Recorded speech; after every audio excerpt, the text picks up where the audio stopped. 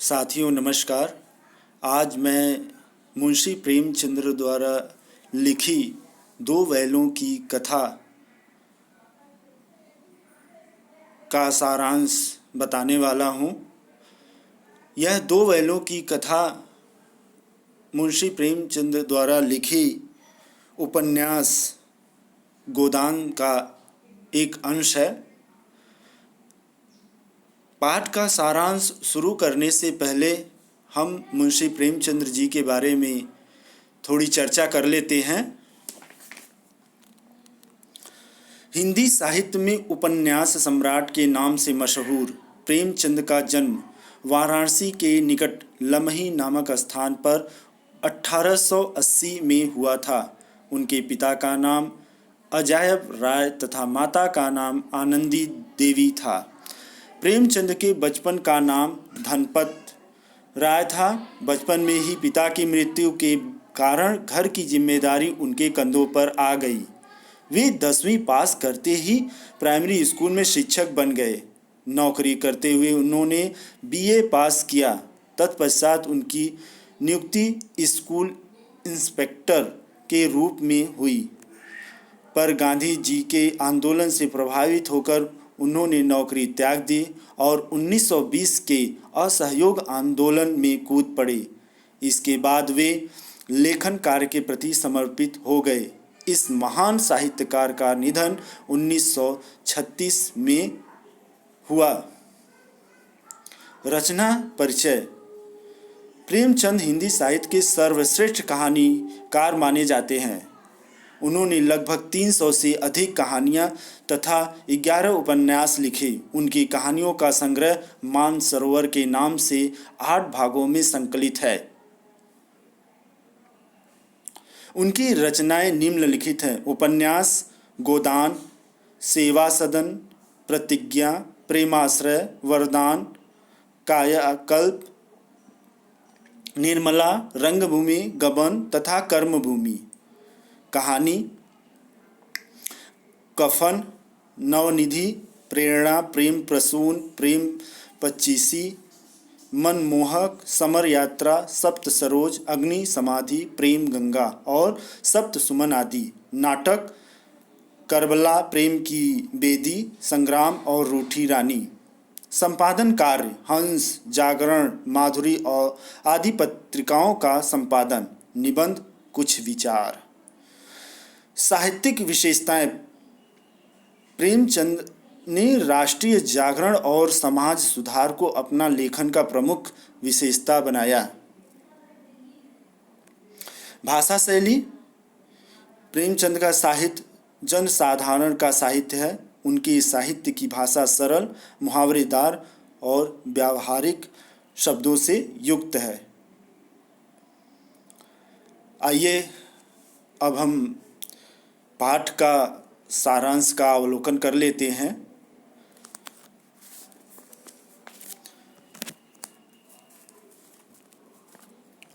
दो बैलों की कथा की गणना प्रेमचंद की श्रेष्ठ कहानी में से एक है। इस कहानी के माध्यम से लेखक ने कृषक समाज और पशुओं के भावनात्मक संबंध का वर्णन किया है।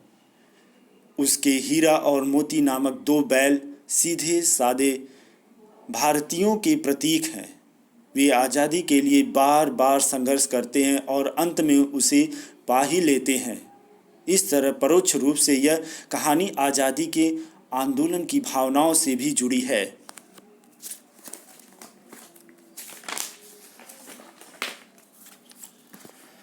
जानवरों में गधे को सबसे बुद्धिमान प्राणी माना जाता है।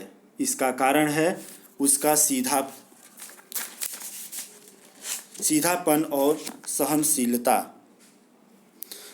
उसके यही गुण उसे ऋषि मुनियों की श्रेणी में ला देते हैं। उसके लिए लाभ, हानि, सुख, दुख सब कुछ बराबर है। सीधेपन और सहनशीलता के कारण भारतीयों को अफ्रीका और अमेरिका में असभ्य और बुद्धिहीन समझा जाता है। गधे से कुछ कम सीधा उसका भाई भी है, जिसे बैल के नाम से जाना जाता है, परंतु यह कभी कभी अड़कर अपना असंतोष भी प्रकट कर देते हैं। इस कारण इसका स्थान गधे से कुछ ऊपर है। झूरी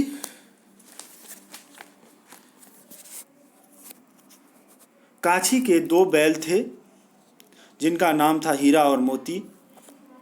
पछाई जाति के ये दोनों बैल ऊंचे डील डौल वाले, देखने में सुंदर तथा काम में चौकस थे। दोनों में इतनी घनिष्ठता थी कि एक दूसरे के मन की बातों का अनुमान लगा लेते थे। वे साथ साथ रहते, खाते और विनोद के भाव में कभी कभी सिंह भी मिला लिया करते थे। वे एक दूसरे के काम का जोर अपनी कंधे पर लेने की कोशिश करते। दिन भर काम के बाद शाम को एक दूसरे को सूंघ कर दोनों एक साथ ही नाद में मुंह डालते और साथ ही मुंह उठाते थे। संयोग से एक बार झूरी ने दोनों बैलों को अपनी ससुराल भेज दिया। बैलों ने समझा कि उन्हें बेच दिया गया। यह उन्हें अच्छा न लगा। उन्हें ले जाने में झूरी के साले गया को बहुत परेशानी हुई। गया उन्हें आगे को खींचता तो वे पीछे को बल लगाते। गया के घर की नई जगह, नए लोग उन्हें अच्छे नहीं लग रहे थे। रात को जब सब सो गए तो दोनों ने एक दूसरे की ओर देखा और जोर लगाकर मजबूत पगहे मतलब रस्सी को तोड़कर प्रातः काल तक वापस झूरी के पास आ गए। झूरी ने चरनी पर बैलों को देखा। दोनों के गले में गराव, कीचड़ के सने पैर तथा आंखों में विद्रोहमय स्नेह देखकर झूरी उनके गले लग गया। गांव के लड़कों ने उनका स्वागत किया और अपने अपने घरों से रोटियां, गुड़, चोकर, भूसी आदि लाकर दिया। बैलों के यूं भागकर चले जाने से झूरी की पत्नी नाराज हुई। उसने बैलों को खली, चूनी, चोकर खिलाने से मना कर दिया। झूरी ने सूखे भूसे में नौकर से खली डालने के लिए कहा, पर झूरी की पत्नी के डर से नौकर ऐसा न कर सका। दूसरे दिन झूरी का साला गया बैलों को ले जाने फिर आया। इस बार उसने दोनों को गाड़ी में जोता और किसी तरह अपने घर ले गया। उसने उन्हें मोटी मोटी रस्सियों में बांधा। उन्हें खाने को सूखा भूसा डाल दिया। बैलों ने अपना ऐसा अपमान कभी न देखा था, क्योंकि गया ने अपने बैलों को खली, चूनी सब कुछ दिया था। गया ने अगले दिन उन्हें हल में जोत पर बैलों के कदम न बढ़ाए। वह हीरा की नाक पर डंडे बरसाने लगा। यह देख मोती गुस्से में आग बबूला हो गया और हल लेकर भागा, जिससे हल, रस्सी, जोत, जुआ सब टूट गया। दोनों के गले में बड़ी बड़ी रस्सियां न होती तो पकड़ में ही नहीं आते। गया गांव के दो आदमियों के साथ दौड़ा आया। उनके हाथ में लाठियां थी। मोती ने उनका मुकाबला करना चाहा, पर हीरा ने उसे शांत कराया। दोनों आदमियों ने हीरा मोती को पकड़ा और घर ले गए। रात के समय फिर उन्हें सूखा भूसा डालकर घर के लोग भोजन करने लगे। उसी समय एक छोटी लड़की 2 रोटियां लेकर आई और दोनों के मुंह में एक एक रोटी देकर चली गई। यह प्रतिदिन का नियम बन गया। दोनों दिन भर जोते जाते, डंडे खाते, शाम को थान पर बांध दिए जाते और रात को वही लड़की 2 रोटियां खिला जाती। वे जान चुके थे कि यह भैरव की लड़की है, जिसकी माँ मर चुकी है और सौतेली माँ उसे सताती है। यह जानकर मोती ने हीरा से उस सौतेली माँ को सींग से फेंक देने की बात कही, पर लड़की का स्नेह उसे रोक देता था। एक दिन लड़की ने दोनों की रस्सियां खोल दी। वे उसके स्नेह के कारण भाग नहीं रहे थे। तभी लड़की ने शोर मचाया कि दोनों बैल भागे जा रहे हैं। हीरा मोती आगे आगे तथा गया पीछे पीछे। वह गांव वालों को लेने के लिए वापस आया। तब तक दोनों को भगाने का मौका मिल गया। वे आगे आगे भागते रहे, पर वे रास्ता भटक गए। रास्ता में उन्हें नए नए गांव तथा खेत मिलने लगे। भूख से व्याकुल दोनों ने एक खेत में जी भर मटर खाए। फिर दोनों ने डकार लेकर सिंग मिलाए।